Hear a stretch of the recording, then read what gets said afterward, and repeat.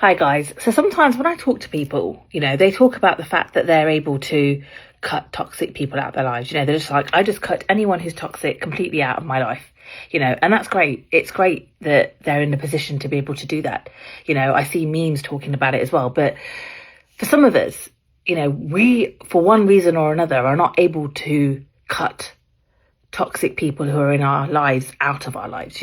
It may be family members, it may be someone you've got a child with, but for whatever reason, cutting that person out of your life is either difficult, or actually cutting them out of your lives can create more problems.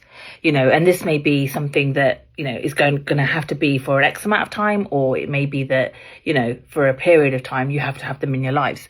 And so I'm no different. There are people in my life that I have cut out since coming out of rehab, because I just thought, well, actually, I don't need to keep bonds with you and you're too toxic for me.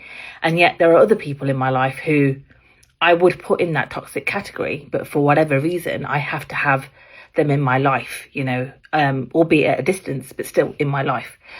So rather than criticize myself for not being able to cut these people out of my life, I congratulate myself.